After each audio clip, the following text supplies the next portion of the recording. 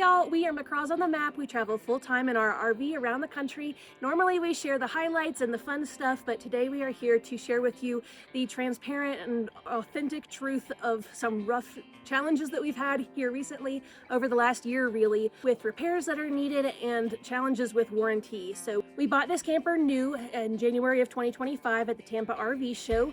We got it going. We thought everything was good. We were happy with it. In about March, we took it down to Baja, Mexico. And if you're familiar with Baja or Mexico in general, the roads are very rough, lots of potholes. So it did a little bit of a number on the axles and things.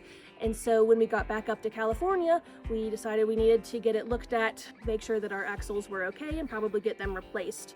We went to a dealership in beginning of April in California to get them to look at it, and they said, yep, this falls under warranty, they'll get it replaced. We just need to get all the paperwork done with them, get the parts ordered, and then we can switch it out. Did everything with the warranty team with Jayco. They filed all the paperwork and everything was good. We didn't get any pushback or trouble. The only issue was that it took 6 weeks for parts to come in. So in the meantime, we kept traveling around. We went up to Oregon and to Wyoming for a wedding, and then we came back to California. So a little bit of a roundabout way, but we got back. We did have to stay in an Airbnb and a hotel while they were getting it fixed, because it took several days to replace the axles, and then once they got in there, they realized that they needed some additional parts, so that took extra time. They said we were going to get reimbursed for those extra parts. That didn't end up happening, but we were just glad to be done with it. And we kept going on our way, and we traveled up to Alaska and back across Canada, and then we started having axle troubles again. So we decided we needed to make our way back to South Carolina, where our family is, where we were planning to spend the holidays, and then we could get it taken care of there. Yeah, the big problem with the axles being bent is whenever that happens, the tires start wearing on the inside of the tire, which causes blowouts and causes wear and tear to happen more quickly than it normally would. So from that standpoint, we had probably a dozen or more tires that we blew from Alaska. I think I counted 16. Yeah, down to South Carolina, where our parents live and where we're from.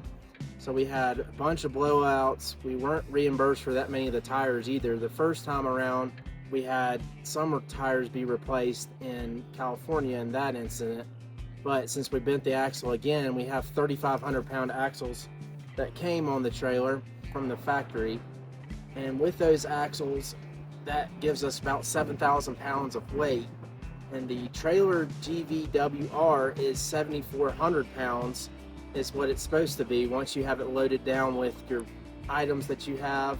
It has a weight of about 6,000-ish pounds that you get that is without any weight in the trailer at all. And then once you add your belongings and things like that, it gets it up to 7,400 is what the allowable weight is. So there's not much play room amount in that weight range. I know they say 15% of the trailer weight is on the tongue of the trailer, so that is accounted for as well with what is able to be included in that 7,400 pounds.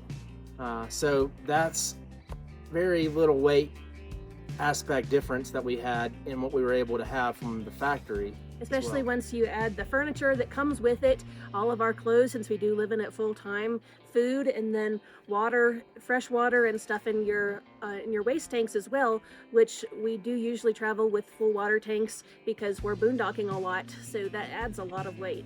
Yeah, we could easily have 500 plus gallons of liquid in the camper at any Not time. gallons, 500 pounds of liquid. Yeah.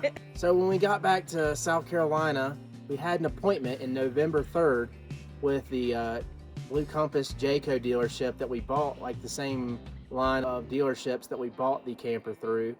And so we got it down to South Carolina and were able to limp it back from up in the north area. Literally.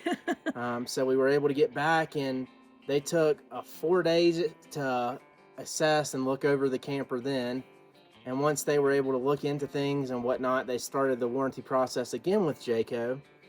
And this process this time took from November 3rd all the way until the end of February to get our stuff installed and fixed.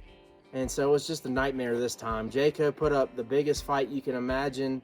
I had my own representative that I talked to. It was like a different woman every time I called in that I would pick up, and she would be someone else that I would have to then start over the process of telling them what I was dealing with. They did have a case number and an open case that they were able to talk through amongst each other and whatnot in their system, and they also took notes and whatnot. But I probably called Jayco, their customer service line, probably 50 solid times to try to keep this on track so we would keep moving and get things going. And this was in addition to the dealership also calling and also working from their end. Yeah, I also called the dealership at least twice a week probably too, to make sure they were doing what they were supposed to be doing. I had several instances with the dealership where I had to do essentially their job, which is basically me calling either the manufacturer of the axles that we got, Lippert, or having to call Jayco and be the middleman and see what was going on when other things were going. Jayco did have a 2-week shutdown period around the holidays and Christmas, so that also slowed us down some.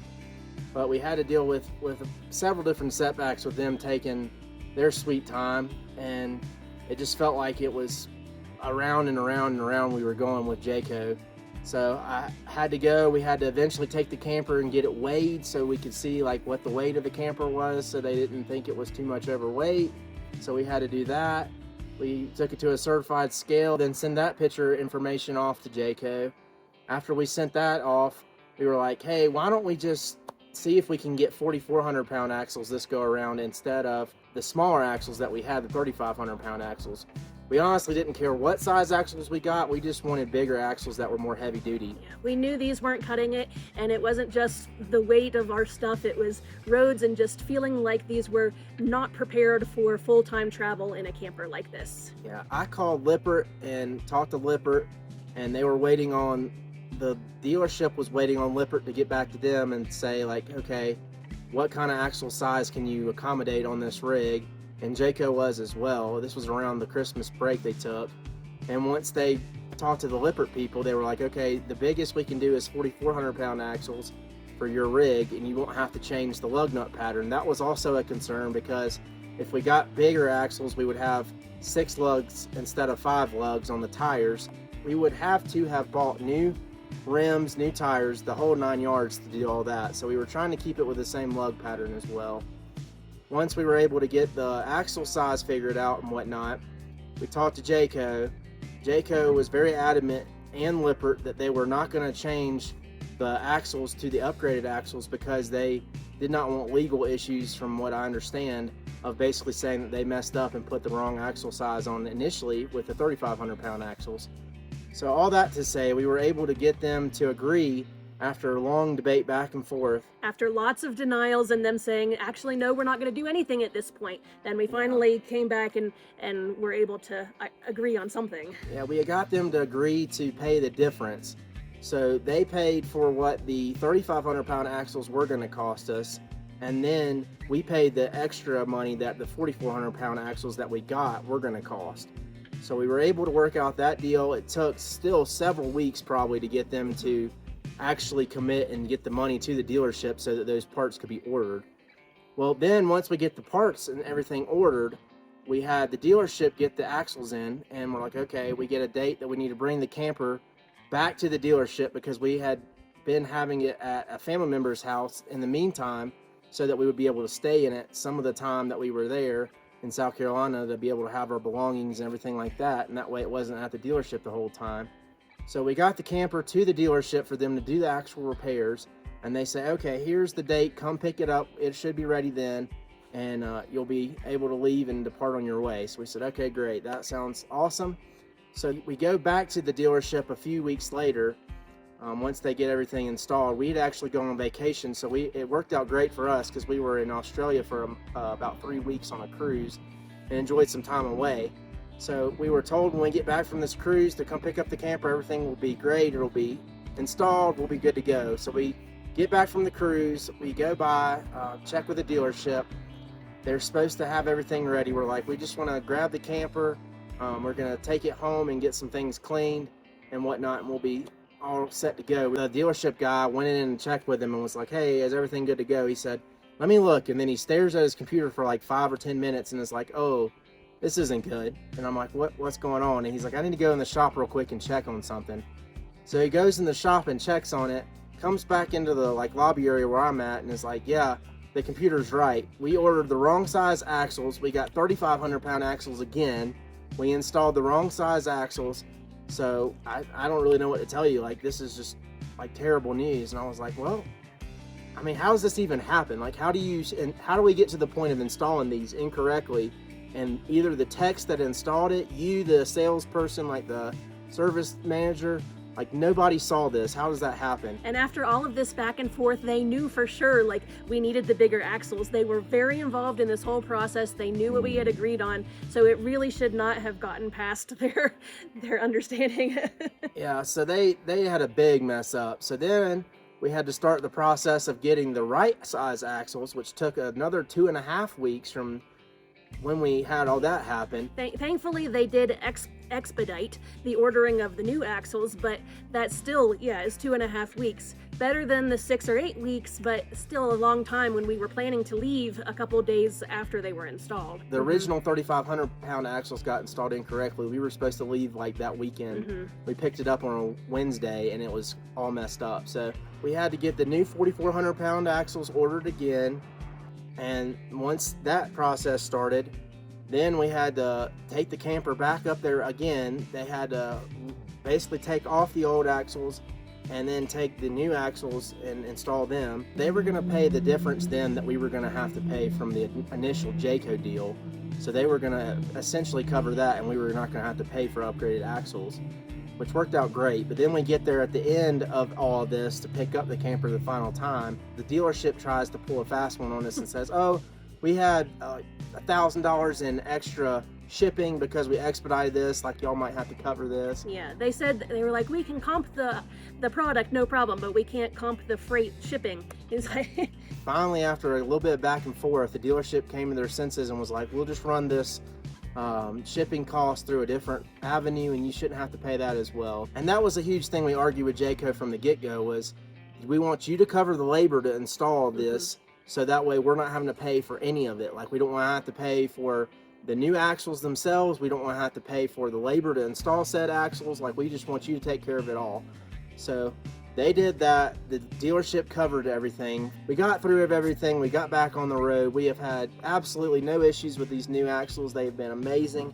I don't know why Jayco didn't install this. We have a J Feather 23 RK. It's a 28-foot RV travel trailer, and so it's a pretty big size camper. It's not like a small little like pop-up. Like, I don't understand why they have light axles on this bigger rig. As with most camper manufacturers, really they are not designed to live and travel in full time. They're counting on most people only taking it out like one weekend a month or a few times over the summer, in which case those axles probably would have been okay because they wouldn't have had a full-time living worth of clothes and food and stuff, and even just on short trips and just a few here and there, the axles probably would have been fine. But we really put them to the test, and it should have been able to handle it. You know, it's not marketed as just a here and there kind of thing. It should have been able to handle that, and it wasn't. And we were told when we purchased this camper from the Blue Compass dealership that everything, like, oh, this will be great for full-timers. This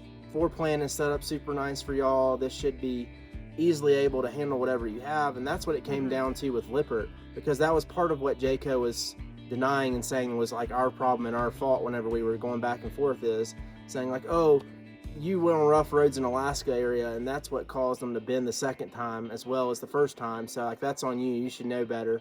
I called Lippert myself, and that was the axle manufacturer, and talked to them, and they said, oh, the axle should be able to handle rough roads. This is not something that's like out of the ordinary. Like, don't feel like you messed up kind of thing. Yeah. Just know if you're going to be in the process of buying a camper, that warranty companies, it doesn't matter if it's Jayco, Grand Design, Brinkley, any of the big camper brands, you're going to have issues. So yeah, we've heard countless other accounts of people having to fight tooth and nail with their warranty companies, so it's just part of the process, unfortunately. And at least we were able to get our warranty work done in South Carolina where we were. We didn't have to take the camper to Indiana, where a lot of the RV manufacturers are based, and a lot of people do. They have to take the camper up there and leave it for months at a time so it can be worked on in their main manufacturing place. Thankfully, we didn't have to do that, so that is a plus, and we were able to use it in the meantime while this whole back and forth was going on. But it was still just such a pain, and we are so thankful that we had family we could stay with during this process, so we weren't having to pay for hotels or Airbnbs that this whole time. That made a big difference, but it was still such a pain. So while we still have another 10 months or so on our warranty that came with the new camper, hopefully we won't have to go through any more warranty issues, get anything else fixed.